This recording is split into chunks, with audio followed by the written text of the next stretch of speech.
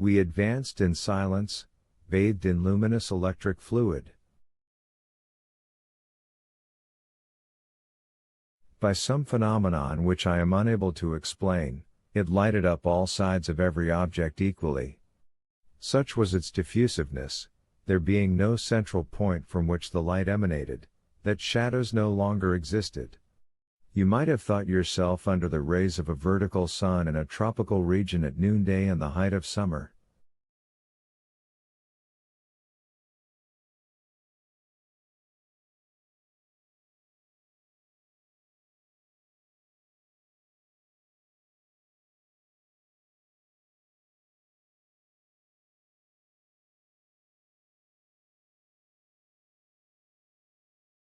No vapor was visible.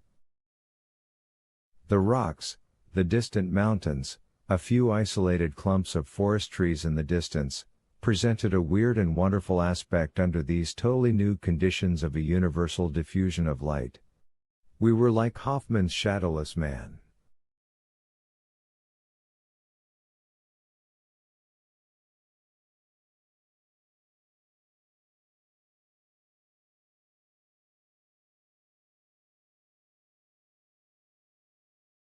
After walking a mile we reached the outskirts of a vast forest, but not one of those forests of fungi which bordered Port Graben.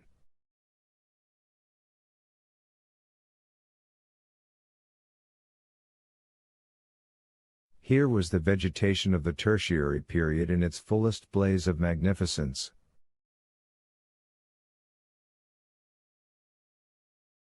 Tall palms, belonging to species no longer living, splendid palmacites, firs, yews, cypress trees, thujas, representatives of the conifers, were linked together by a tangled network of long climbing plants.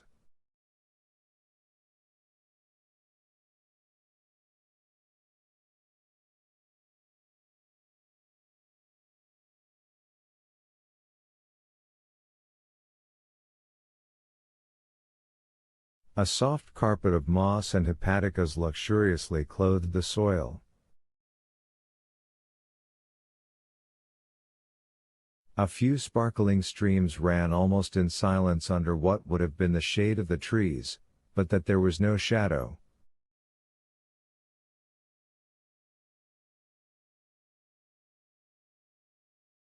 On their banks grew tree ferns similar to those we grow in hothouses. But a remarkable feature was the total absence of color in all those trees, shrubs, and plants, growing without the life-giving heat and light of the sun.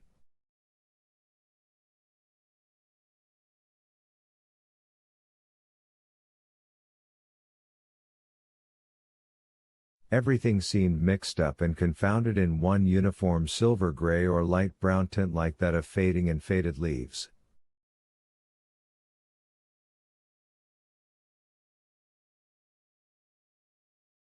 Not a green leaf anywhere, and the flowers, which were abundant enough in the Tertiary period, which first gave birth to flowers, looked like brown paper flowers, without color or scent.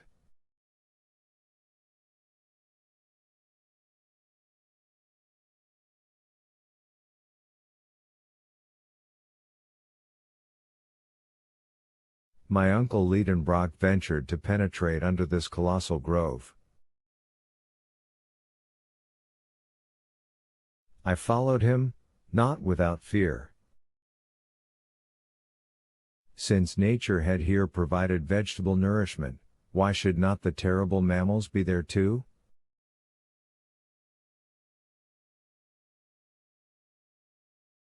I perceived in the broad clearings left by fallen trees, decayed with age, leguminose plants, Acerinae, Rubiceae and many other eatable shrubs, dear to ruminant animals at every period.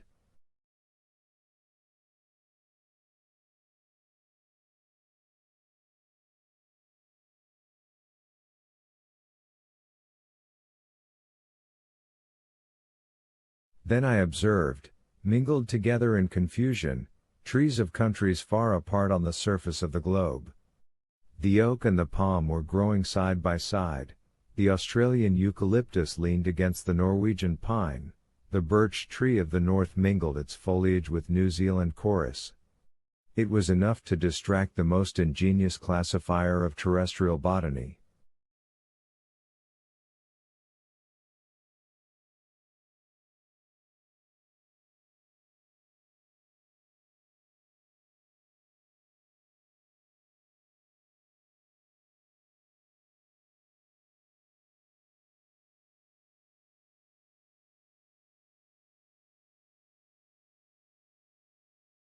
Suddenly I halted.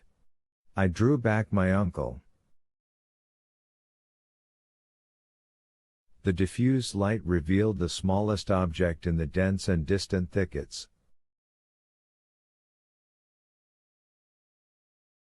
I had thought I saw, no.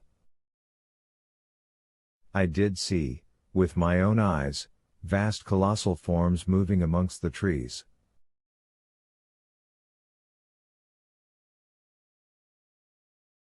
They were gigantic animals.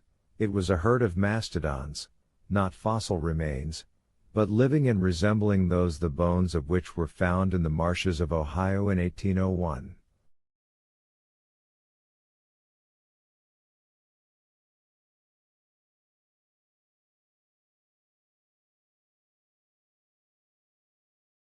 I saw those huge elephants whose long, flexible trunks were grouting and turning up the soil under the trees like a legion of serpents.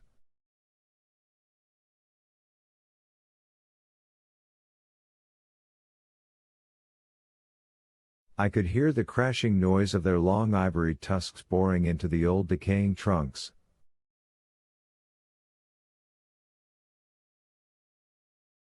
The boughs cracked, and the leaves torn away by cartloads went down the cavernous throats of the vast brutes.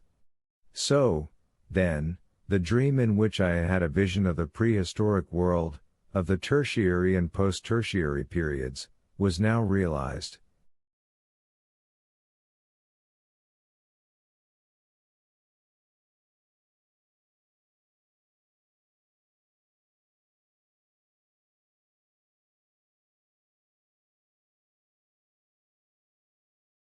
And there we were alone, in the bowels of the earth, at the mercy of its wild inhabitants.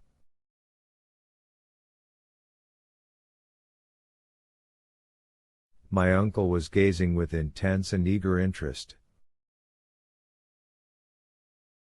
"Come on," said he, seizing my arm. "Forward! Forward!"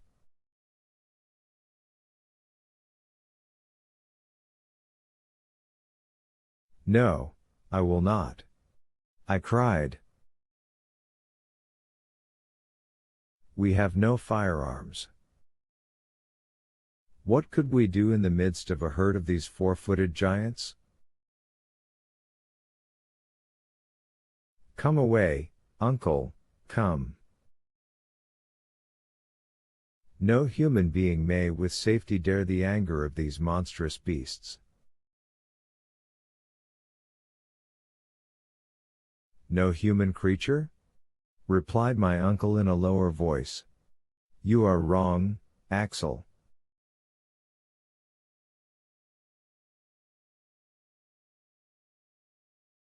Look down there. I fancy I see a living creature similar to ourselves. It is a man." I looked, shaking my head incredulously. But though at first I was unbelieving, I had to yield to the evidence of my senses. In fact, at a distance of 1/4 of a mile, leaning against the trunk of a gigantic kauri, stood a human being, the Proteus of those subterranean regions, a new son of Neptune, watching this countless herd of mastodons.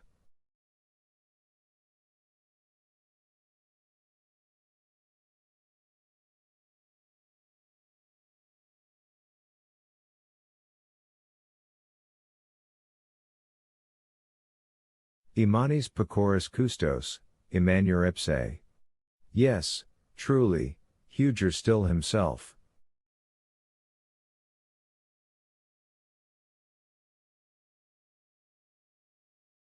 It was no longer a fossil being like him whose dried remains we had easily lifted up in the field of bones. It was a giant, able to control those monsters.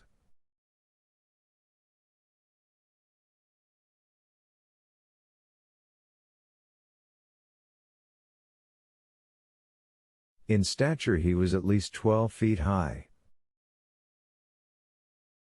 His head, huge and unshapely as a buffalo's, was half hidden in the thick and tangled growth of his unkempt hair. It most resembled the mane of the primitive elephant.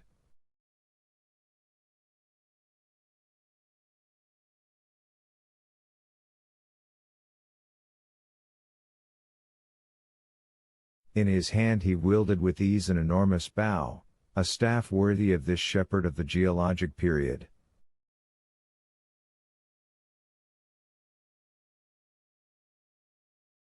We stood petrified and speechless with amazement. But he might see us. We must fly. Come, do come, I said to my uncle, who for once allowed himself to be persuaded.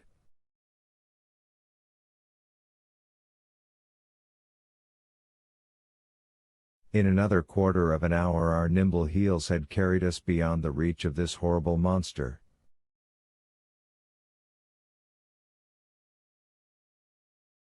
And yet, now that I can reflect quietly, now that my spirit has grown calm again, now that months have slipped by since this strange and supernatural meeting, what am I to think?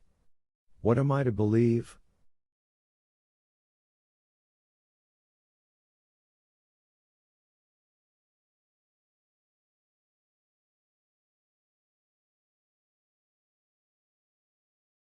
I must conclude that it was impossible that our senses had been deceived, that our eyes did not see what we supposed they saw.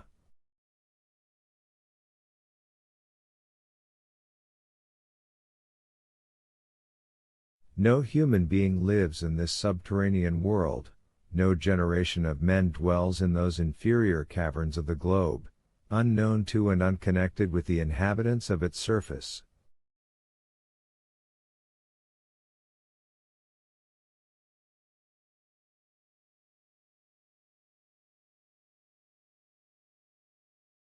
It is absurd to believe it.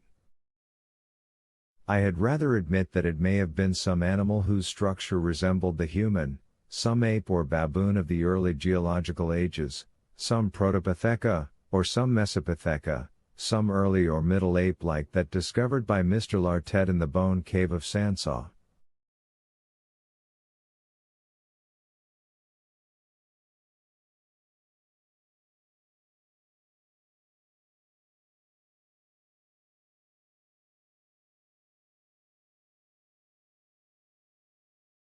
But this creature surpassed in stature all the measurements known in modern paleontology.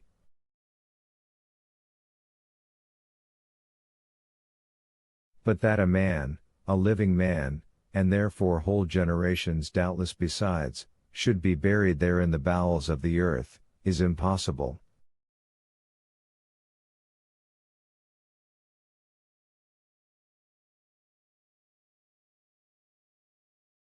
However, we had left behind us the luminous forest, dumb with astonishment, overwhelmed and struck down with a terror which amounted to stupefaction.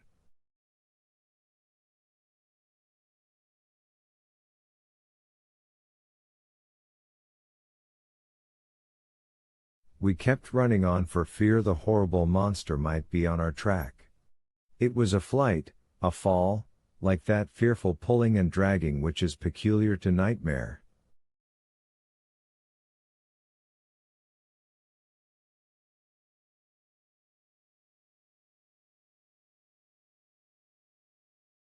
Instinctively we got back to the Liedenbrock Sea, and I cannot say into what vagaries my mind would not have carried me but for a circumstance which brought me back to practical matters.